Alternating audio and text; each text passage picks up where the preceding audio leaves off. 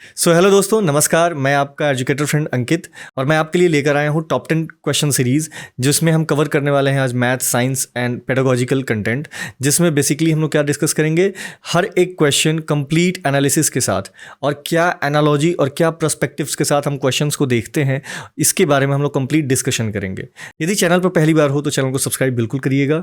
Videos अच्छी लगती हैं तो वीडियोज़ को शेयर करिए, लाइक करिए, जिससे हमें मोटिवेशन मिले और मैं और कोशिश करूं और आपके लिए टॉप नॉच क्वेश्चंस ढूंढ कर ले आऊं और आपका प्रिपरेशन इसी तरह से उम्दा बरकरार रहे। ठीक है, तो चलिए बिना एक सेकंड गवाए मैं सीधे आपको लेकर चलता हूं आज के क्वेश्चन नंबर 1 पे।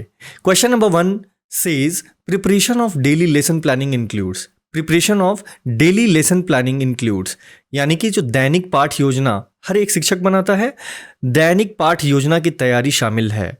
जो हम प्रिपेयर करते हैं उनमें क्या क्या चीज़ें शामिल हैं। ठीक है, तो सबसे पहली चीज़, हम लोग जब अपने बीएड या डीएलएड वगैरह के कोर्स में रहते थे, इन कोर्सेज में एक चीज़ स्पेशली हम लोग को फोकस कराई जाती थी, लेसन प्लानिंग। क्या बेटा? Lesson planning. ठीक है, लेसन प्लानिंग। तो लेसन प्लानिंग तो बेटा हम लोग बनाते ही थे, लेकिन उसका उद्देश्य सबसे पहला ही हमारे पास एक टॉपिक आता था, यानी ऑब्जेक्टिव। क्या बेटा? ऑब्जेक्टिव यानी कि उद्देश्य किसी भी लेसन प्लानिंग का। यानी जब हम लेसन प्लान करते हैं तो सबसे पहला हमारे पास एक ऑब्जेक्टिव होना जरूरी है, एक एम होना, एक गोल होना, एक ओरिएंटेड गोल होना जरूरी है। ठीक है, तो सबसे पहली चीज़ तो हम लोग अपने कोर्सेज में ये सीखे हुए हैं कि हमको लेसन प्लानिंग बनानी ही पड़ती है। ठीक है, तो इसी के साथ हम लोग ऑप्शंस को एक बार ढूंढते हैं। Determination of objective. चलो भाई, सबसे पहला ऑप्शन है हमारे पास डिटर्मिनेशन ऑफ ऑब्जेक्टिव। तो जाहिर सी बात है ये पोर्शन जो है वो तो सही है। यदि मेरे पास कोई उद्देश्य नहीं हो तो क्या मैं लेसन प्लान बना पाऊंगा? बिल्कुल नहीं। तो ये ऑप्शन तो सही है। ऑप्शन नंबर बी बोलता है सिलेक्शन ऑफ कंटेंट, सामग्री का चयन। यानी देखिए, जब हम लेसन प्लानिंग करते हैं तो हमारे पास कुछ टूल्स जरूरी हैं जो हमें उस लेसन से संबंधित, जो उस कंटेंट से संबंधित हमें यूज़ करना होता है। ठीक है बेटा, आप इतना चीज़ समझ रहे हो? चलिए, डिटर्मिनेशन ऑफ मेथड, यानी कि ये पॉइंट भी सही हो गया, ऑप्शन नंबर बी भी सही हो गया। ठीक है बेटा, ऑप्शन नंबर सी बोलता है बेटा कि डिटर्मिनेशन ऑफ मेथड, विधि का निर्धारण। देखिए, विधि का निर्धारण यानी कि आपकी जो टीचिंग मेथडोलॉजी है, जो आपका टीचिंग मेथड है कि आप किस शैली में बच्चे को पढ़ाएंगे या बच्चों को पढ़ाएंगे, आप किस मेथड के थ्रू बच्चे को क्या करेंगे? अधिगम का हिस्सा बनाएंगे, यानी लर्निंग का हिस्सा बनाएंगे। तो लर्निंग में आप किस प्रकार की टीचिंग शैली को अपनाते हैं, तो बच्चे को लर्नेड बनाने में आप किस प्रकार की टीचिंग शैली का, यानी कि आप किस प्रकार के शिक्षण शैली का उपयोग करते हैं। एंड आई गेस कि सभी बच्चे जो है वो इस टर्म से परिचित होंगे। ठीक है, शिक्षण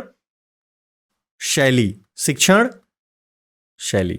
ठीक है, और ये अगर जो आप स्पेसिफिकली किसी टॉपिक पे वीडियो चाहते हैं ना, कमेंट बॉक्स में ज़रूर अपना कमेंट ड्रॉप करिएगा, ताकि मुझे पता चल सके कि नहीं, मेरे बच्चे जो है इस कंटेंट पे वीडियो चाहते हैं। ठीक है, इससे क्या होगा कि मेरा ऑब्जेक्टिव भी क्लियर होगा और आपका ऑब्जेक्टिव भी क्लियर रहेगा। ठीक है, कोई दिक्कत बेटा? तो यानी कि हमारा ऑप्शन नंबर सी भी सही है, अर्थात हमारे पास ऑल ऑफ द अबव, यानी कि सभी के सभी ऑप्शन सही हैं, यानी हमारा ये ऑप्शन करेक्ट है। कोई दिक्कत बेटा? तो चलिए, इसी के साथ मैं आपको लेसन प्लानिंग का एक छोटा सा डेमोन्स्ट्रेशन यहाँ पे ऐड किया हुआ है, इस चीज़ को समझते हैं। ठीक है, देखिए, लेसन प्लानिंग के समय हम लोगों को क्या क्या चीज़ें ध्यान में रखनी चाहिए। बिफोर द क्लास, यानी क्लास से पहले, यानी कि ये हमारा क्या है? प्लानिंग स्टेज है। क्या बेटा?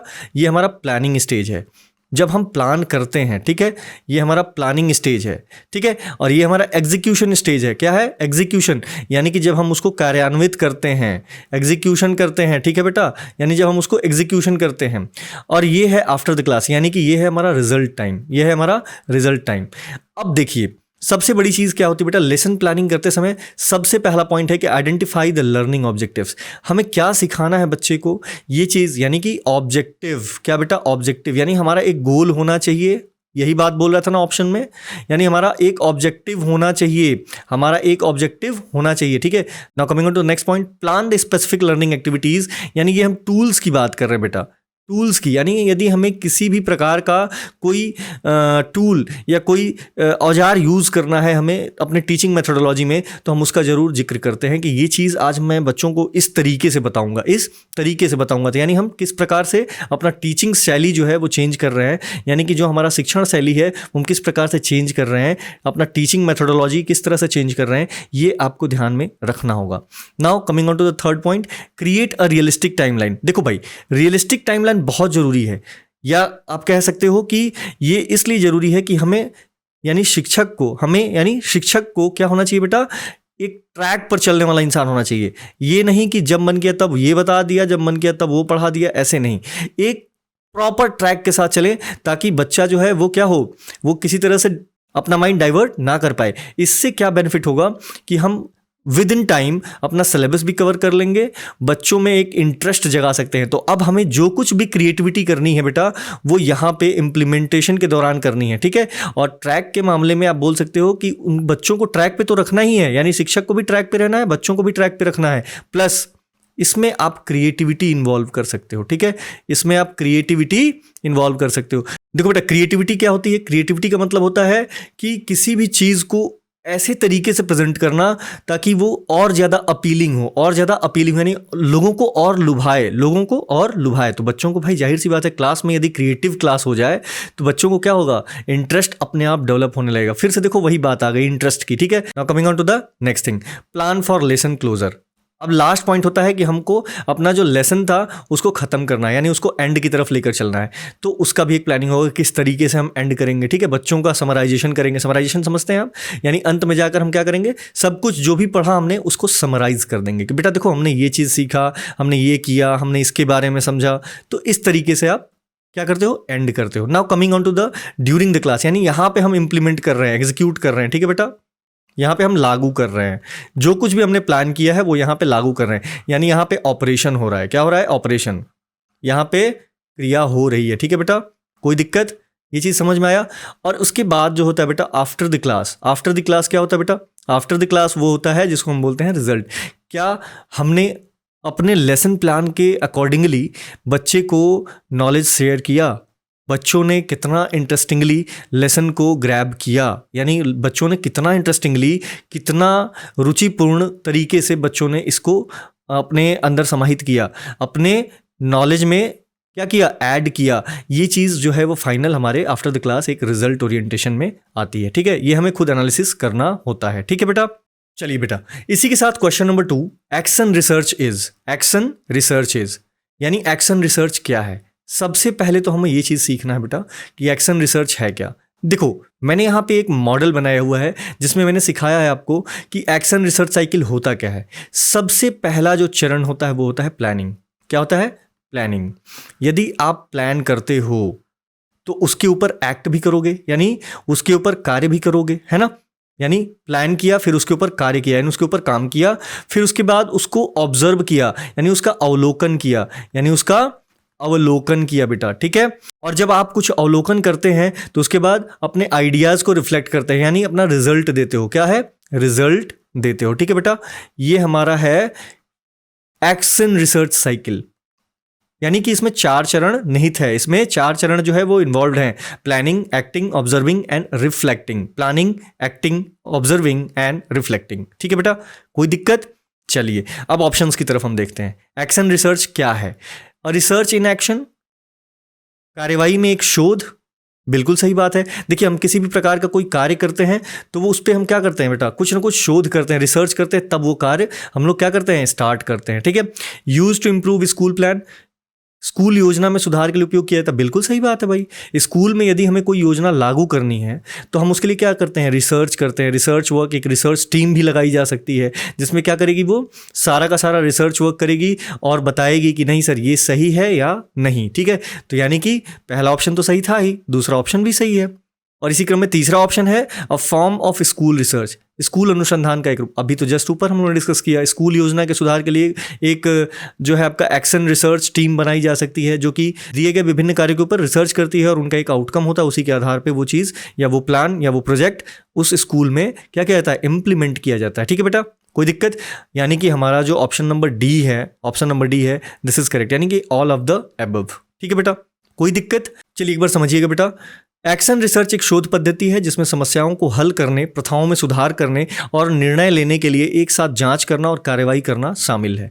क्या क्या है बेटा, आप ध्यान से समझिएगा। जिसमें समस्याओं को हल करने, प्रथाओं यानी कि जो प्रथाएं चली आ रही हैं उसमें सुधार करने का, यानी कि ये चीज़ नहीं होना चाहिए कि जो पुरानी परंपराएं चली आ रही हैं, जो पुरानी प्रथाएं चली आ रही हैं वही चलेंगी। यदि उनमें सुधार करने योग्य कहीं पे रत्ती मात्र भी जगह है तो वहाँ पे सुधार करना आवश्यक है, ठीक है। और निर्णय लेना, यानी हमने जब सब कुछ रिसर्च कर लिया तो उसके ऊपर हमें एक रिजल्ट लेना है, यानी कि एक क्या करना है, फाइनली एक डिसीजन लेना है। तो इसमें क्या करता है, हेल्प करता है। यस और नो बेटा, बता दो फटाफट। चलिए बेटा, इसी सीरीज में हम क्वेश्चन नंबर 3 देखते हैं। The nature of mathematics is, गणित की प्रकृति है। देखिए हर सब्जेक्ट की अपनी एक प्रकृति है, अपना एक नेचर है। इसी संबंध में ये क्वेश्चन पूछ रहा है कि गणित का क्या नेचर है। चलिए पहला ऑप्शन है हमारे पास ऑर्नामेंटल, सजावटी। तो आप मेरे को एक बात बताओ बेटा, क्या आपने कभी ये चीज़ देखा है कि मैथमेटिक्स को हम लोग बड़ा सजा धजा के, है ना, डेकोरेट करके प्रेजेंट करते हो? ऐसा है नहीं। मैथमेटिक्स की बुक बहुत सिंपल होती हैं और मेनली किस पे बेस्ड होती हैं बेटा, ऑपरेशन पे। यानी ऑपरेशन बोले तो बेटा ऑपरेशन क्या होती हैं, ऑपरेशन संक्रिया क्या होती है बेटा, ध्यान से समझो। ऑपरेशन होता है बेटा प्लस माइनस गुणा भाग, यानी addition, subtraction, multiplication and division. और इसके अलावा इनकी जो संक्रिया है, इनका जो ऑपरेशन है वो हम लोग कहते हैं कि हम ऑपरेशन पे बेसिस मैथमेटिक्स सॉल्व करते हैं, ठीक है बेटा। यानी ऑपरेशन जहां पे है वहां पे लॉजिक भी होगा बेटा, वहां पे लॉजिक भी होगा। यस और नो? लॉजिक, लॉजिक क्या बोलता है, छोटा है, बड़ा है, बराबर है, ठीक है। इस तरह की जो संक्रियाएं होती हैं वो क्या कहलाती हैं बेटा, लॉजिकल। यानी मैथमेटिक्स में लॉजिक तो यूज होता है। सी बोल रहा है बेटा डिफिकल्ट, सी बोल रहा है डिफिकल्ट, तो मैथमेटिक्स कठिन तो नहीं है। मैथमेटिक्स ये मान्यता भर है कि कठिन है, ठीक है। तो ये ऑप्शन तो नहीं है, ये ऑप्शन नहीं है। लॉजिकल, लेट अस सी, अब ये देखते हैं। सजावटी बिल्कुल नहीं है, ऑप्शन नंबर सी बोल रहा है। आम के लिए नहीं है, यानी कि आम जनमानस के लिए नहीं है, बिल्कुल है भाई। Mathematics is a subject which implements on each other, हर व्यक्ति पर ये लागू होती है। तो ये ऑप्शन भी गलत हो गया, ठीक है। तो हम कह सकते हैं कि मैथमेटिक्स क्या बेटा, लॉजिकल है। मैथमेटिक्स लॉजिकल है, समझ में आ रहा है बेटा। चलिए बेटा, इसी सीरीज में हम लोग आगे बढ़ते हुए क्वेश्चन नंबर 4 की तरफ देखते हैं। Which point is not included in the professional skills of a teacher. एक शिक्षक के व्यावसायिक कौशल में कौन सा बिंदु शामिल नहीं है। अब व्यावसायिक कौशल की बात कर रहा है, किसकी, व्यावसायिक कौशल, यानी कि professional skill, professional skill. Knowledge of self, knowledge of self, knowledge of self का मतलब क्या होता है बेटा, शिक्षक को अपने बारे में खुद पता होना चाहिए, अपने बारे में खुद पता होना चाहिए। यस और नो, ये बता दो। यानी कि हमें हमारे नॉलेज के बारे में पता होना चाहिए कि हमारी कमियां कहाँ हैं, हमारी अधिकता किस टॉपिक पे है, हमारा कौन सा टॉपिक बहुत अच्छे तरीके से क्लियर है, ठीक है। यदि मुझे नहीं पता है किसी चीज़ के बारे में तो हमें अपने आप को अपडेट करना चाहिए उसके बारे में। तो नॉलेज ऑफ सेल्फ तो बिल्कुल होना चाहिए, ठीक है। अब ध्यान से देखो, टू एक्सपेरिमेंट वेल, एक टीचर सिर्फ थ्योरी की बात करे तो वो क्या है, शिक्षक कहलाने योग्य नहीं है, क्योंकि हमें थ्योरी के साथ साथ एक्सपेरिमेंट्स पे भी डिस्कशन करना चाहिए। तो ये भी पॉइंट सही है भाई। आगे देखते हैं सी, डेडिकेशन। भाई टीचर हो और आपके अंदर डेडिकेशन, यानी कि अपने सब्जेक्ट के प्रति, अपने छात्रों के प्रति, अपने विद्यालय के प्रति समर्पण की भावना नहीं है, you are not dedicated to your school, to your student, to the parents, then आप एक शिक्षक कहलाने योग्य नहीं है, ठीक है। तो ये तीनों पॉइंट हमारे सही हैं, ये तीनों पॉइंट सही हैं। तो ऑप्शन देखो ध्यान से आप बेटा, अभी आंसर नहीं है, ध्यान से समझो। क्या कह रहा है कि प्रोफेशनल स्किल, लेकिन नहीं है, नॉट इंक्लूडेड। तो नॉट इंक्लूडेड यानी चौथा पॉइंट हमारा बचता है, देखते हैं इसको। Satisfactory knowledge of social matter. देखो बेटा, ये जो संतोषजनक वर्ड है ना, ये नेगेटिव माना जाएगा। क्यों? क्योंकि हमें किसी चीज़ का यदि पूरा ज्ञान है तो हम बहुत अच्छे माने जाते हैं। तो यहां पर हमारे लिए आंसर बन गया डी, सेटिस्फैक्ट्री नॉलेज नहीं बेटा, a complete knowledge of social matter. क्या होना चाहिए था, यदि यहां पे सेटिस्फैक्ट्री नॉलेज की जगह पे कंप्लीट नॉलेज बोलता, क्या बोलता, complete knowledge of social matter, तब तो ये ऑप्शन भी सही था। समझ में आया बेटा, इस चीज का आपको ध्यान देना है, ठीक है, कोई दिक्कत। चलिए इसी के साथ क्वेश्चन नंबर 5 पर आते हैं। द मोस्ट पॉसिबिलिटी ऑफ गेसिंग इज, अनुमान लगाने का संभावना सबसे अधिक है कहां पे भाई। चलो ऑप्शंस है हमारे पास, इन मैचिंग टाइप टर्म्स, मिलान प्रकार के शब्दों में, इन ट्रू फॉल्स टर्म्स, सच्चे झूठे अर्थात सही गलत के शब्दों में, इन मल्टीपल चॉइस टर्म्स, बहुविकल्पीय शब्दों में, नन ऑफ दीज, इनमें से कोई नहीं। चलिए एक बार समझते हैं, हर ऑप्शन को देखते हैं इन मैचिंग टाइप टर्म्स, यानी कि ये कॉलम ए दिया है ना बेटा, और ये कॉलम बी दिया है, इसमें 5 डेटा दिया हुआ है, इसमें 5 डेटा दिया हुआ है। यहाँ पे आप कैसे गेस करोगे? यहाँ पे तो परफेक्ट नॉलेज होना चाहिए। इसमें क्या होना चाहिए? परफेक्ट नॉलेज आपको, यानी कि हर चीज़ के बारे में पता होना चाहिए। मिलान करने वाले जो कॉलम 1 कॉलम 2 होता है ना बेटा, उसमें आपको परफेक्ट नॉलेज होगा तभी तो आप मैच करोगे। तुक्के पे कैसे मार सकते हो? पॉसिबिलिटी का मतलब क्या है? ध्यान से समझो। गेस करने की पॉसिबिलिटी कहाँ पे हो सकती है? ध्यान से समझो। गेस करने की पॉसिबिलिटी वहीं पे पॉसिबल हो सकती है बेटा जहां पे सिर्फ 2 ही पॉइंट आपके पास दिए हों, 2 ही पॉइंट दिए हों, ठीक है? तब तो आप कह सकते हो, 2 पॉइंट दिए हुए हैं, तब आप कह सकते हो कि यहां पे सर हम गेस कर सकते हैं, यहां पे हम अपना अनुमान लगा सकते हैं। अब चलो ट्रू फॉल्स की बात करते हैं। देखो ट्रू फॉल्स में 2 ऑप्शन है, या तो ट्रू या तो फॉल्स। तो बेटा ये ऑप्शन तो पक्का है, ये ऑप्शन तो पक्का है, ये ऑप्शन नहीं होगा, ठीक है? देखो तीसरा ऑप्शन बोल रहा है इन multiple choice terms, multiple choice question. चलो भैया आपको समझा दूं मैं, मल्टीपल चॉइस क्वेश्चन में 4 ऑप्शन होते हैं, ए बी सी डी, और आज की डेट में बेटा नया पैटर्न आजकल आ गया है कि जिसमें ई भी होता है, ठीक है? जिसमें ई भी होता है। तो अब आप मेरे को एक बात बताओ कि यदि आपको गेस भी करना होगा तो इसमें से मान लो मैं 2 पॉइंट हटा भी दूं, 2 पॉइंट हटा भी दूं, डी और ई मैंने हटा दिया, ए बी सी बचा। अब ये बताओ कि इसमें से कैसे आप गेस करोगे? ये इसमें आप कैसे गेस कर सकते हो? मेरे को बस इतना बता दो। कहीं पे पॉसिबिलिटी बन रही है तुक्का लगाने की, यानी अनुमान लगाने की? नहीं ना। तो बेटा वहां पे हमेशा याद रखना, तुक्का आप तभी लगा सकते हो, यानी अनुमानित वैल्यू तभी लगा सकते हो जब आपके पास 2 वैल्यूज हों सिर्फ। केबीसी आप देखते हो बेटा, उसमें 4 ऑप्शंस होते हैं, ए बी सी डी, ठीक है? अब इसमें से क्या होता है, 2 ऑप्शन इरेज कर दिए जाते हैं, ठीक है? 2 ऑप्शन इरेज किए जाते हैं, बी और सी मान लो मैंने हटा दिया, तो बी और सी हटा दिया तो बचा क्या? ए और डी, ए और डी। अब यहां पे जो केबीसी का आपका क्या है, प्लेयर है, वो एक रिस्क ले सकता है, एक रिस्क ले सकता है यदि एक के बारे में थोड़ा बहुत भी नॉलेज है तो। अब ध्यान दीजिएगा, यहाँ पे थोड़ा भी हमको नॉलेज है कि नहीं ये शायद इससे संबंधित था, तो वहां पे आप तुक्का लगा सकते हो और वो सही होगा, वो सही होगा, ये मान के चलिए आप, ठीक है? क्योंकि आपको एक के बारे में पता है। यदि दोनों नहीं पता है तब तो फिर वही है राम भरोसे, ठीक है? समझ रहे हो ना? तो अब यहाँ पे एक चीज समझो कि मल्टीपल चॉइस क्वेश्चन में क्या गेसिंग पॉसिबल है? नहीं बेटा, नहीं पॉसिबल है। इसीलिए हमारे जो मैक्सिमम एग्जाम्स होते हैं, अभी तो आप सीटेड दे रहे हैं, इसके बाद टीचर सिलेक्शंस के लिए बहुत सारे एग्जाम आएंगे, टीचर रिक्रूटमेंट एग्जाम, जब आप वो देंगे तो वहाँ पे बहुत सारे मल्टीपल चॉइस क्वेश्चंस देखने को मिलेंगे, ठीक है बेटा? तो यानी कि वहाँ पे भी आपका गेस नहीं चलने वाला है। और चौथा ऑप्शन है हमारे पास नन ऑफ दीज, ये तो हो ही नहीं सकता भाई, जब आंसर हमारे पास मिल गया है बी, कि हम सिर्फ ट्रू एंड फॉल्स वाले जैसे क्वेश्चंस में ही गेस कर सकते हैं, ठीक है? तो चलिए इसी के साथ क्वेश्चन नंबर 6 पर ध्यान देते हैं। द प्रेजेंस और absence of a characteristics on trait is indicated by, गुण पर किसी विशेषता की उपस्थिति या अनुपस्थिति का संकेत दिया जाता है। क्या बोल रहा है भाई? ध्यान से समझो, गुण पर यानी क्वालिटी पर, गुण मतलब क्वालिटी, ठीक है बेटा? गुण माने क्वालिटी। अब देखो यहां पे हम समझ गए हैं कि क्वालिटी की बात कर रहा है, नहीं छात्र के क्वालिटी की बात कर रहा है। तो ऑप्शंस थोड़ा एक बार देखते हैं, रेटिंग स्केल, दर्जा पैमाने पे, इंटरव्यू, एनेक्डोटल रिकॉर्ड, या नन ऑफ दीज। देखो भाई ये क्या चीजें हैं मैं आपको पहले समझा दे रहा हूं। ये जो क्वेश्चन है ये बना है बेटा आपके इवेल्युएशन से। किससे बना है? इवेल्युएशन से, ठीक है? इवेल्युएशन से। इवेल्युएशन मतलब होता है बेटा मूल्यांकन। क्या होता है? मूल्यांकन। और मूल्यांकन जब आपने पढ़ा होगा, अपने एक बार याद करो उस बीएड के दौर को और अपने उस डीएलएड के दौर को, जब आपको शिक्षक पढ़ाया होगा कि इवेल्युएशन क्या चीज़ होती है, ठीक है? मूल्यांकन क्या चीज़ होती है। तो देखो भाई समय समय पे हमें इवेल्युएशन करना चाहिए बच्चों का। आपने क्या पढ़ाया उसका एक बार मूल्यांकन करना चाहिए। और मूल्यांकन किस तरीके से किया जाता है ध्यान दो। मूल्यांकन बेटा, तो बेटा मूल्यांकन के 2 भाग हैं। पहला होता है, क्या होता है बेटा? इवेल्युएशन टेक्निक, यानी मूल्यांकन की विधि, इवेल्युएशन टेक्निक मूल्यांकन की विधि। और एक होता है बेटा इवेल्युएशन टूल, इवेल्युएशन टूल यानी मूल्यांकन के औजार, मूल्यांकन के औजार। समझ में आ रहा है बेटा? इवेल्युएशन टेक्निक की बात करें, देखो इंटरव्यू हो गया, क्या हो गया? इंटरव्यू हो गया। और इवोल्यूशन टूल की बात करें तो बेटा देखो एनेक्डेटल रिकॉर्ड हो गया, एनेक्डेटल रिकॉर्ड हो गया, ठीक है? पोर्टफोलियो हो गया, क्या हो गया? पोर्टफोलियो हो गया। और यहाँ पे ऑप्शन में देखो दिया है रेटिंग स्केल। क्या दिया बेटा? Rating scale, rating scale.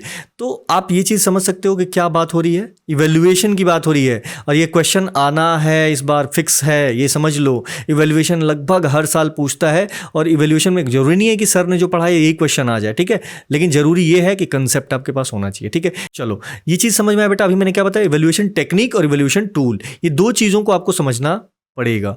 Evaluation tool वो चीज़ है जिसके माध्यम से हम इवैल्यूएशन करते हैं, यानी वो हथियार हैं, ये हमारे टूल्स हैं। और इवैल्यूएशन टेक्निक क्या है? ये ऐसा विधि है जिसके थ्रू हम क्या करते हैं, इवैल्यूएशन करते हैं, ठीक है। जैसे हम क्विजेस देते हैं बच्चों को, इंटरव्यू करते हैं, सवाल पूछते हैं, यानी क्वेश्चनेयर करते हैं, ठीक है। ये सारे इवैल्यूएशन टेक्निक हैं। क्या है? इवैल्यूएशन टेक्निक है। प्रश्नोत्तरी आप करते हो ना बच्चों से, चलो बेटा बताओ ये चीज़, तो ये क्या है? इवैल्यूएशन कर रहे हो आप, ठीक है, इवैल्यूएशन कर रहे हो। उसके आधार पे आप कुछ रिजल्ट्स यूज करोगे, ठीक है, ध्यान से समझो। तो पहला है रेटिंग स्केल। बिल्कुल, अब ध्यान देना, रेटिंग स्केल। जिस दिन आपने इस चीज़ को समझ लिया कि ये सारे के सारे जो इवैल्यूएशन टूल्स हैं और इवैल्यूएशन टेक्निक्स हैं, इन दोनों में डिफरेंस क्या है, तो आपका ये पॉइंट बिल्कुल क्लियर हो जाएगा, एकदम पानी की तरह साफ है, ठीक है। समझ में आया बेटा? आपको ये चीज़ का डिफरेंस समझना पड़ेगा कि इवैल्यूएशन टूल क्या है, इवैल्यूएशन टेक्निक क्या है, ठीक। इंटरव्यू, अभी मैंने क्या बताया बेटा, इंटरव्यू कहाँ पे है बेटा? ध्यान से देखो, इवैल्यूएशन टेक्निक में आता है इंटरव्यू। तो ये तो टेक्निक है, यानी कि ये एक तरीका है। इंटरव्यू के थ्रू हम क्या करते हैं बेटा? समझते हैं। और हमें क्या कर रहा है, गुण की बात, अनुपस्थिति, अनुपस्थिति, गुण, यानी कि हम उस चीज़ को मेंशन करेंगे। Rating scale, rating scale, rating scale में हम क्या करते हैं, जो है गुण दर्ज करते हैं, बच्चे की क्वालिटी दर्ज करते हैं, ठीक है। तो ये ऑप्शन तो बिल्कुल सही है। इंटरव्यू नहीं, इंटरव्यू क्या है सर? इवैल्यूएशन टेक्निक है, इवैल्यूएशन टेक्निक है। एनेक्डोटल रिकॉर्ड, अब बेटा ये भी जो है वो है हमारा इवैल्यूएशन टूल है। देखो भाई ये भी ऑप्शन गलत है, ठीक है, इसमें हम गुण की बात नहीं कर रहे हैं, ठीक है। इसमें हम क्या देख रहे हैं, ऑब्जर्वेशन, यानी अपना अवलोकन जो किए उसके अनुसार हमने इस रिकॉर्ड में दर्ज किया। नन ऑफ दीज, कोई बात ही नहीं हुई, यानी ऑप्शन नंबर ए सही हो गया। यही वो आप कह सकते हो कि इवैल्यूएशन टूल है, यानी मूल्यांकन का औजार है, जिसमें हम क्या करते हैं, बच्चे के गुण के बारे में क्या करते हैं, दर्शाते हैं या दर्ज करते हैं, ठीक है। कोई दिक्कत बेटा? चलो बेटा इसी क्रम में मैं आपको समझा देता हूँ रेटिंग स्केल और एनेक्डोटल रिकॉर्ड्स। रेटिंग स्केल क्या है बेटा? रेटिंग स्केल श्रेणियों का एक समूह है जो मात्रात्मक या गुणात्मक विशेषता के बारे में जानकारी एकत्र करता है। तो क्या बोल रहा था बेटा? क्वांटिटिव मात्रात्मक और क्वालिटेटिव यानी गुणात्मक। देखो अभी क्वेश्चन में आपने पढ़ा था गुणात्मक, यानी गुण की बात कर रहा था, किसमें जाएगा बेटा? Rating scale. आपको समझ में आया? कोई दिक्कत? एनेक्डोटल रिकॉर्ड क्या होता है? एक उपाख्यानात्मक रिकॉर्ड किसी घटना या घटना का एक संक्षिप्त वस्तुनिष्ठ विवरण है जो देखने वाले व्यक्ति के लिए महत्वपूर्ण है। देखो ये एक डिटेल्ड वर्जन है कि आज ये हुआ वो हुआ, ठीक है। आप शिक्षक बनोगे तो आपको समझ में आएगा कि आपको बहुत सारी चीजें मेंटेन करनी होती हैं, ठीक है बेटा। आपको समझ में आ रहा है? तो चलिए इसी क्रम में क्वेश्चन नंबर 7 की तरफ देखते हैं। RCEM approach is use to write the objective of. अब भाई RCEM दृष्टिकोण का उपयोग उद्देश्य लिखने के लिए किया जाता है। किस प्रकार का उद्देश्य? ध्यान से समझिएगा। पहला ऑप्शन है कॉग्निटिव डोमेन, यानी याद रखने का डोमेन। देखो कॉग्निटिव का मतलब होता है ज्ञानात्मक। क्या? ज्ञानात्मक, या कुछ लोग इसको संज्ञानात्मक भी बोलते हैं, ठीक है। क्या बोलते हैं बेटा? संज्ञानात्मक बोलते हैं। कोई दिक्कत बेटा? दोनों समान है, आप समझिएगा। दूसरा ऑप्शन है हमारे पास कोनेटिव डोमेन, यानी संयोजक डोमेन। जब दो चीजें आपस में जुड़ती हैं, दो डोमेन आपस में जुड़ते हैं तो वो कोनेटिव डोमेन का रूप लेती हैं, ठीक है। तीसरा ऑप्शन है बेटा अफेक्टिव डोमेन, यानी प्रभावशाली डोमेन। चलो सबसे पहले तो आप ये समझो बेटा कि RCEM आखिर है क्या। सबसे पहली चीज आपको ये मैं बता दूं कि RCEM जो है वो एक ऑब्जेक्टिव है, इंस्ट्रक्शनल ऑब्जेक्टिव है, जो कि लिखा गया है किसके द्वारा बेटा? प्रोफेसर दबे। प्रोफेसर दबे। तो बेटा प्रोफेसर दबे कहाँ काम करते थे? आपको मैं बता दूं बेटा, प्रोफेसर दबे काम करते थे RCEM में। क्या? RCEM में। तो आप ये समझ लो RCEM stands for regional college of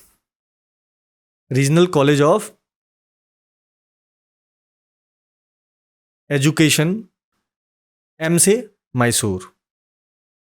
तो बेटा RCEM जो है ना वो प्रोफेसर दबे, जो कि regional college of education Mysore में प्रोफेसर थे, उन्होंने अपना एक थ्योरी जनरेट किया जिसको हम RCEM approach of different objectives देते हैं।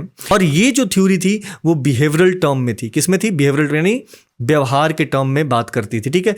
ही converted the 6th division of the cognitive domain into 4। इन्होंने 6 जो डोमेन थे किसके? कॉग्निशन के, उसको 4 डोमेन में डिवाइड कर दिया, ठीक है। 4 डोमेन कौन कौन से बेटा? Knowledge, understanding, application and then creativity. ठीक है, देखो भाई, पहले आता है नॉलेज, ठीक है, नॉलेज, फिर आता है बेटा अंडरस्टैंडिंग यानी कंसेप्ट्स, अंडरस्टैंडिंग, फिर होता है बेटा एप्लीकेशन यानी कि इंप्लीमेंटेशन, एप्लीकेशन हो रहा है, ठीक है, application and then creativity, and then creativity, creativity. ठीक है बेटा, क्रिएटिविटी जो है वो सबसे टॉप नॉच की स्तर है, यानी सबसे उच्च स्तर है, सबसे उच्च स्तर है। ठीक है बेटा, यानी ये उच्च स्तरीय है। और नॉलेज जो है, और जो नॉलेज है वो बेटा क्या है, निम्न स्तरीय है। क्या है, निम्न स्तरीय। वेरी गुड, होप आप लोगों को अच्छा लग रहा होगा बेटा। ठीक है, निम्न स्तरीय, निम्न स्तरीय, ये चीज समझ में आया। चलिए, तो चलिए बेटा, इसी के साथ देखते हैं हम लोग question number 9। A good objective should be, एक अच्छा उद्देश्य होना चाहिए। देखो, जब हम अपना लेसन प्लान बना रहे थे, ठीक है, जब हम अपना लेसन प्लान बना रहे थे तो उसका ऑब्जेक्टिव जब हमने सेट किया, यानी कि जब हमने उसका एम सेट किया, जब हमने उसका गोल सेट किया, तो उसका उद्देश्य कैसा होना चाहिए था। ऑप्शन नंबर ए, स्पेसिफिक यानी विशिष्ट होना चाहिए, टेस्टेबल यानी कि परीक्षण योग्य होना चाहिए, स्मॉल यानी छोटा होना चाहिए, अट्रैक्टिव यानी आकर्षक होना चाहिए। चलिए एक एक पॉइंट को समझते हैं।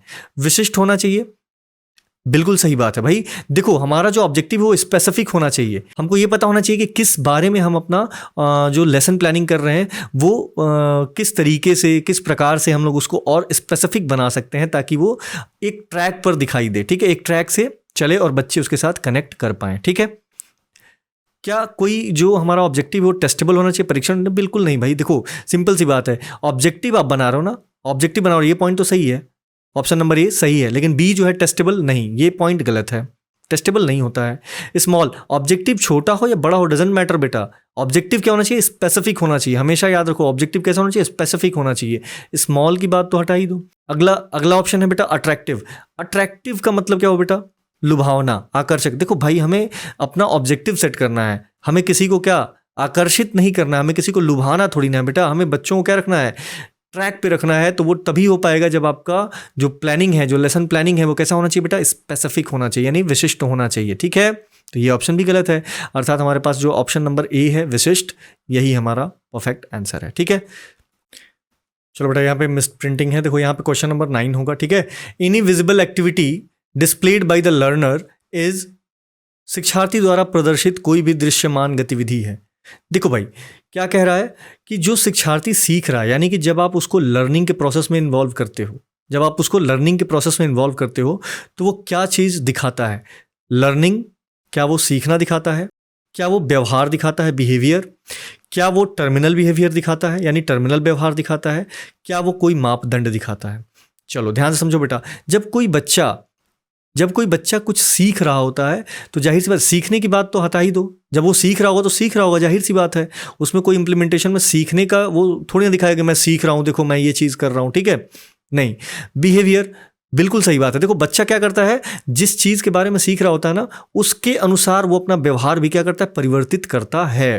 तो इसलिए व्यवहार जो है यहाँ पे करेक्ट ऑप्शन है। टर्मिनल व्यवहार, यानी कि ये टर्मिनल व्यवहार का मतलब क्या है कि जहाँ पे हम एंड कर रहे हो तो क्या वो अपना व्यवहार अंत कर लेता है? नहीं, बिल्कुल नहीं, वहाँ पे अपना व्यवहार अंत नहीं करता है, बल्कि उसके व्यवहार में क्या होता है, बढ़ावा होता है, उसके व्यवहार में कुछ ना कुछ इंप्रूवमेंट होता है। तो ये चीज़, ऑप्शन तो गलत है।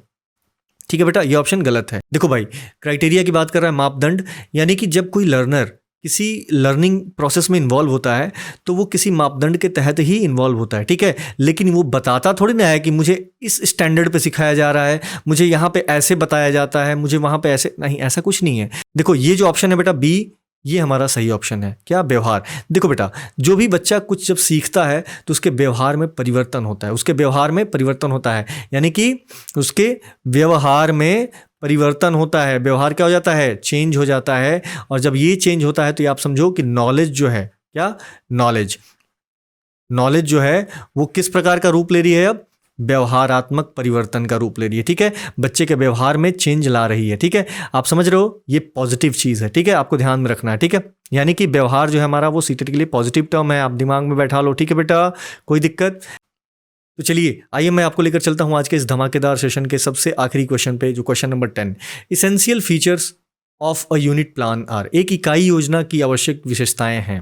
ध्यान से समझिएगा। अभी हम लोगों ने लेसन प्लानिंग के बारे में पूरा डिटेल डिस्कशन किया। क्वेश्चन नंबर 1 या 2 आप इस वीडियो में चेक कर सकते हो, ठीक है। उसमें हम लोगों ने देखा कि जो ऑब्जेक्टिव है वो बिल्कुल होना चाहिए, ठीक है। टीचिंग सीक्वेंस, जो शिक्षण का क्रम है कैसा होना चाहिए, वो भी हमने उसमें इंप्लीमेंट किया है। कंटेंट ऑफ द यूनिट, जब हम कोई सामग्री बना रहे हैं, कोई कंटेंट बना रहे हैं, तो उसका क्या इकाई हमने रखा हुआ, क्या स्टैंडर्ड रखा हुआ है, वो भी हमारे लिए मायने रखता है कि नहीं रखता, बिल्कुल। तो इसलिए ये ऑप्शन जो है हमारा ऑल ऑफ द अबव के साथ जाता है, ठीक है बेटा, कोई दिक्कत।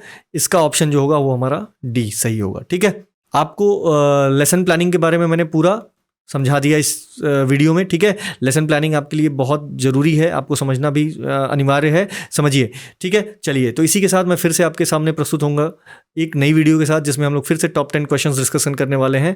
और यदि आपको ये सीरीज़ अच्छी लग रही है तो वीडियो को जरूर शेयर करिएगा, लाइक करिएगा, और चैनल पर नए हो तो सब्सक्राइब करिएगा, ठीक है। इसी के साथ बाय बाय।